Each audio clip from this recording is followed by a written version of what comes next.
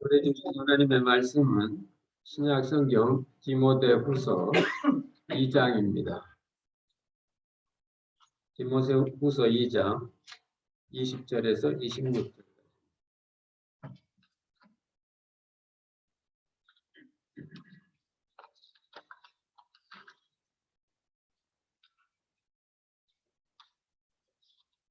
제 성경은 신약 성경 344쪽에 있습니다. 디모데후서 2장 20절부터 끝절까지 하나님의 말씀을 봉독합니다. 큰 집에는 금과 은의 그릇이 있을 뿐 아니요 나무와 질그릇도 있어 비 쓰는 것도 있고 천이 쓰는 것도 있나니 그러므로 누구든지 이런 곳에서 자기를 깨끗하게 하면 비 쓰는 그릇이 되어 거룩하고 주인의 쓰심에 합당하며 모든 선한 일에 예비함이 되리라. 또한 내가 청년의 전욕을 피하고 주를 깨끗한 의와 믿음과 사랑과 화평을 쫓으라. 어리석고 무식한 변론을 버리라. 이에서 다툼이 나는 줄 알미라. 마땅히 주의 종은 다투지 아니하고 모든 사람을 대하여 온유하며 가르치기를 잘하며 참으며 거역하는 자를 온유함으로 징계할지니 꼭 하나님이 저에게 회개함을 주사 진리를 알게 하실까 하며 저희로 깨어 마귀의 올무에서 벗어나 하나님께 사로잡힌 바 되어 그 뜻을 쫓게 하실까 함이라. 아멘. 이 결실의 계절에 우리들은 성령의 열매에 대해서 주일마다 은혜를 나누고 있습니다. 오늘은 성령의 8번째 열매, 온유입니다. 온유. 우리 한번 같이 해보실까요? 온유. 온유. 온유하다고 하니까 성령의 열매인데 온유가 왜 열매 들어갈까?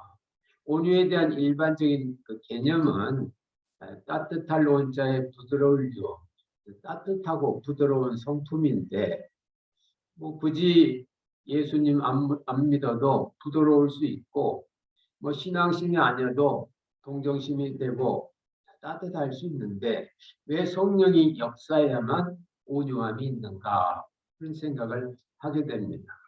더욱이 요즘 젊은 애들 보고 너 온유해라 착해라 그러면 아이들이 아주 이렇게 식상합니다. 목사님이 몰라서는 소리예요. 너 좀 정신 바짝 차리지 않으면 이 테크놀로지 스피드 우리 못 쫓아가요.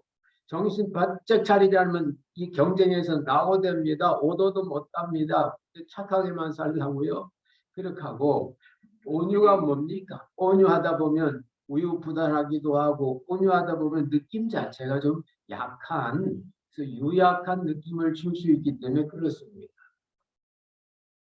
그러나 성경에서 말하는 온유는 좀 다릅니다. 구약에 보면 온유한 사람의 대명사로 모세가 나옵니다. 민수기 12장에 보면 모세의 온유함이 주변에 있는 모든 사람보다 더 승하다고 되어 있습니다. 그때 모세의 온유함은 결코 약한 모습이 아닙니다. 백성들은 먹을 것이 없다고 고기 못 먹는다고 백성들 다 불평불만이 가득 찼죠.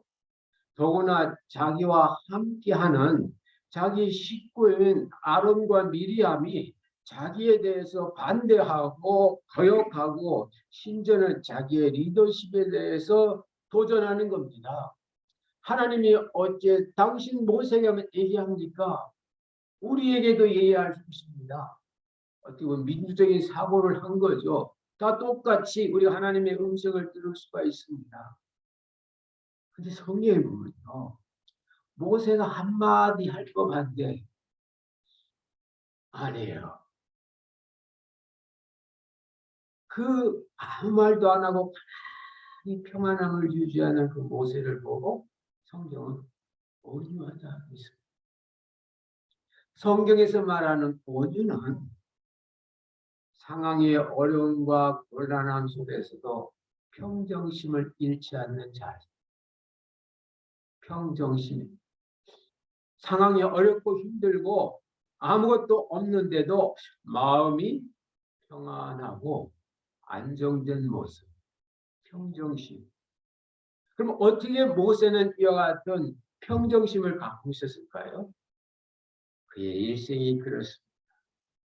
자기 힘으로 혈기를 부릴 때 그는 자기가 위해서 한 일인데도 오히려 이스라엘 백성들이 어제 애굽 병사를 쳐 죽인 것처럼 오늘 우리를 치느냐 하면서 오히려 반대했습니다.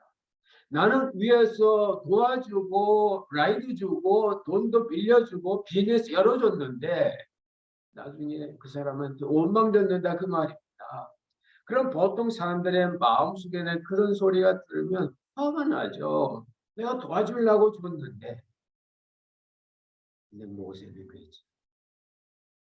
피했습니다. 광야에 들어갔습니다. 40년 훈련 받으면서 모세가 깨달은 한 가지 있어요. 세상의 평화와 마음의 평화는 내가 지킬 수 없는 거구나. 진정한 평화와 안정은 힘이 있는 누군가가 해야만 이루어집니다. 힘의 평화죠. 힘의 평화.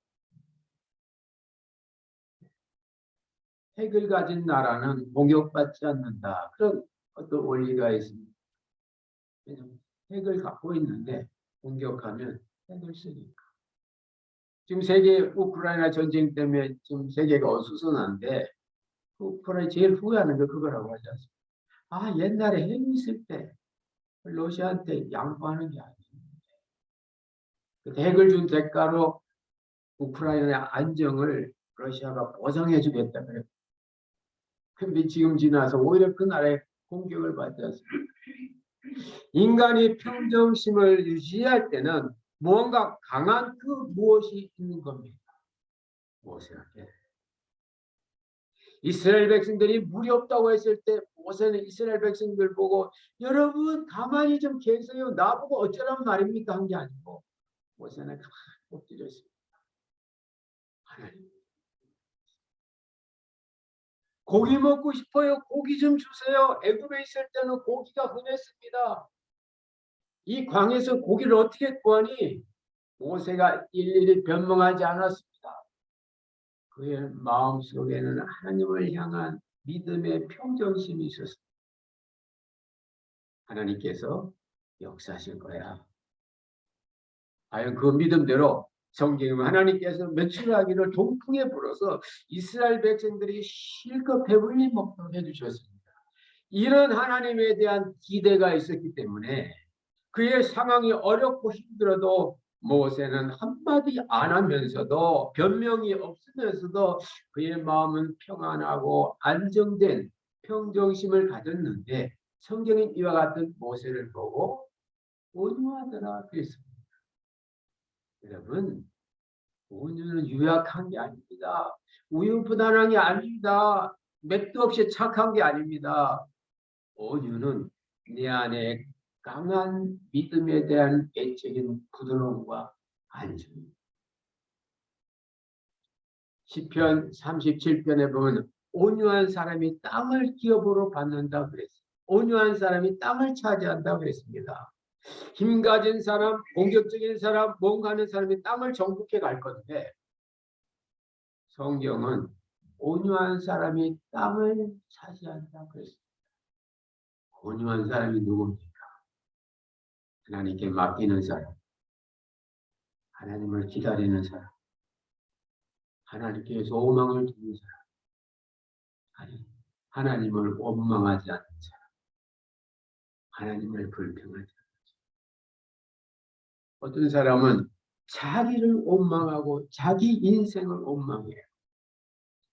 신앙인은 나를 원망하면 내 안에 계신 성령님을 원망하는 거예요. 시편 37절 보면 행악자로 인하여 불평하지 마라. 하나님께서 때가 되면 그 행악자로 하여금 속히 쇠잔하게 될 것이다. 대신 너는 여호와를 바라라. 여호와를 맡기라. 여호와를 소망해라. 여호와를 기대하라. 이 당시 다윗은 사울에게 쫓기는 몸으로 아무것도 없는데도 그가 갖고 있는 건 단 한 가지 여호와 하나님의 이름이었습니다. 이 이름을 향한 기대와 소망을 갖고 나아갔을 때 그는 오류한 자가 되고 유대 나라는 땅을 얻게 된 줄로 믿습니다. 여러분, 사람이 땅을 사는 방법은 두 가지예요. 하나는 내가 열심히 해서 땅을 조금씩 사들여가는 겁니다. 또 한 가지 땅을 듬뿍 없는 방법이 있어요. 뭐죠? 그렇습니다. 아버지 땅을 내가 유산 받으면 내 땅이에요. 성경에서 기업으로 받는 그 기업이 인헤리턴스 유산입니다. 내가 애쓰고 노력하고 땅을 사서 불리는 게 아니고 하나님께서 우리에게 때가 되면 땅을 주신다는 거예요. 누구에게? 온유한 자, 하나님께 소망을 두고 하나님을 바라는, 하나님을 불평하지 않고 인생을 원망하지 않고 끝까지 하나님에 대한 소망과 기대를 버리지 않고 간직하고 있는 그에게 하나님께서는 땅을 주신다고. 주님은 그걸 기업이라고 했습니다. 마태복음 5장 5절은 잘 아는 산상수훈인데 산상수훈에서 예수님은 온유한 자는 복이 있는데 땅을 저들이 차지할 게 아니고 땅을 사들일 게 아니고 저들이 땅을 받는다. 받는 거하고 얻는 거하고는 다릅니다.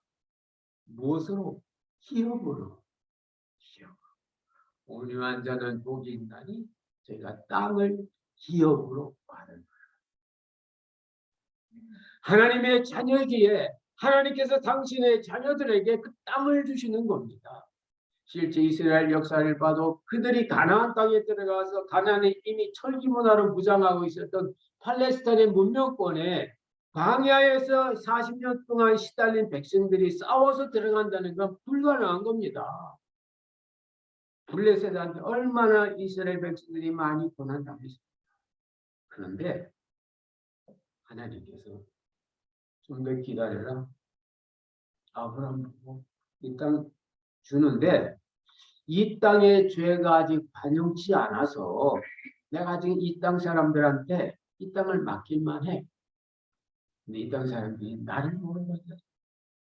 언젠가는 이 땅 사람들이 죄악이 많고 많아서 그 죄악이 내 앞에 달하면 그때 내가 땅을 주인을 바꿀 거다. 그때 내가 그 땅을 들어서 너에게 주마. 그게 바로 이스라엘 백성들이 아브라함 때부터 적과 우리는 가나안 땅입니다. 실제 가나안 땅은 적과 뿌리지 않습니다. 적과 꿀이 흐르지 않습니다. 가나안 땅은 사막이고요. 기껏해 봐야 갈릴리에서부터 시작된 그 조그마한 사론 평원과 요단강 부분이 그나마 농사지을 수 유일한 소원지입니다. 진짜 적과 뿌리 땅은 미국 땅이죠. 중국의 대평원이죠. 여러분 미국 중부의 그 땅을 비행기 타고 보십시오. 얼마나 기름지고 넓은지. 바둑판 같은 곳에 참 테리토리가 뱅뱅뱅 돌면서 1마일 1마일 정사각형 1마일 1마일 굉장히 큰 거죠. 그걸 이렇게 펴서 비행기로 싣버리고 한 번 추수하면 수백 톤, 수백 톤씩 수천 톤 생산되는 그게 종가 뿌리는 땅이죠.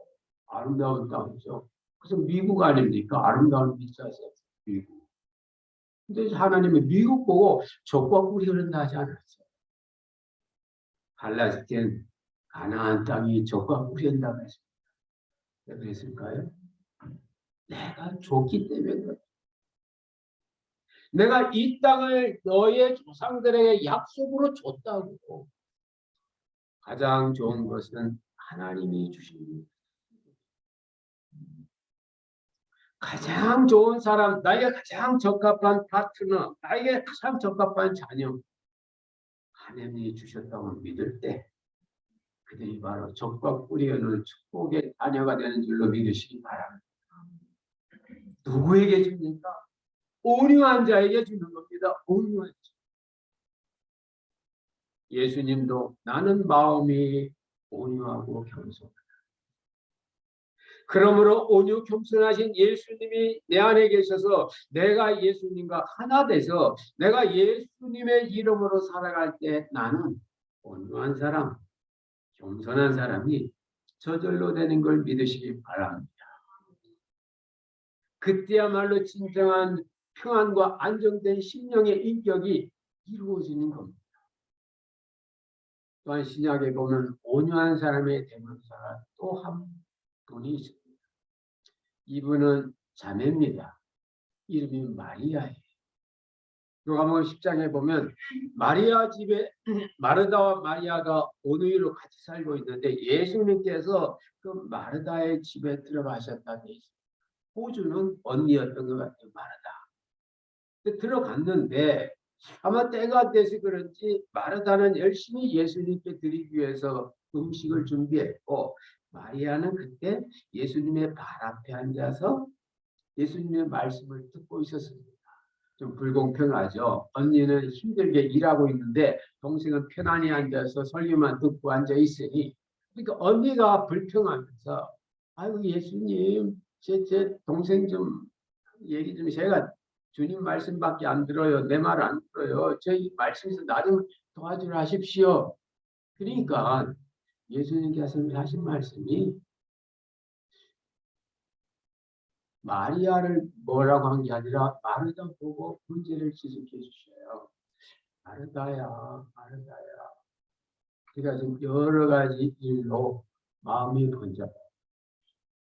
여러분 복잡한 거는 내용이 복잡한 게 아니라 마음의 두세 가지를 동시에 생각하면 복잡해요. 그렇게 돼 있어요. 한 가지만 생각하면 힘이 나요. 한 가지만. 애인도 딱 한 사람이 있어야 좋지. 애인 많아 보세요. 혼자 없고요. 잊어버리고 나중에 되면 그 좋은 게 아닌데. 있으신가 봐요. 아닙니다. 소리를 얹고 그렇게 돼 있어요. 네가 여러 가지 때문에 입이 복잡하구나. 중요한 말씀하세요. 한 가지만이 족하다. 진짜 너에게 필요한 건 하나다.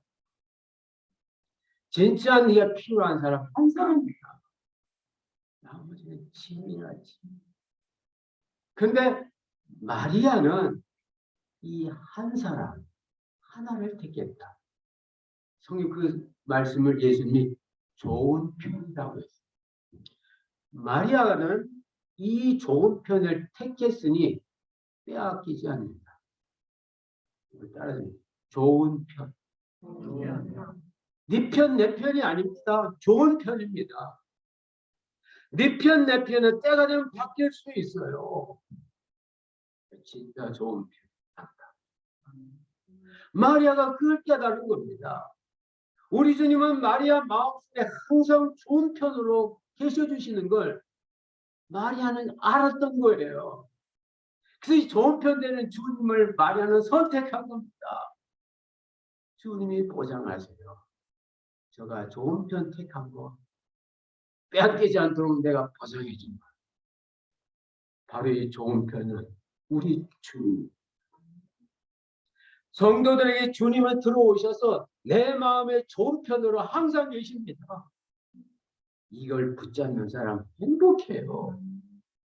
필요에 따라 네 편, 내 편 찾는 사람 복잡해요.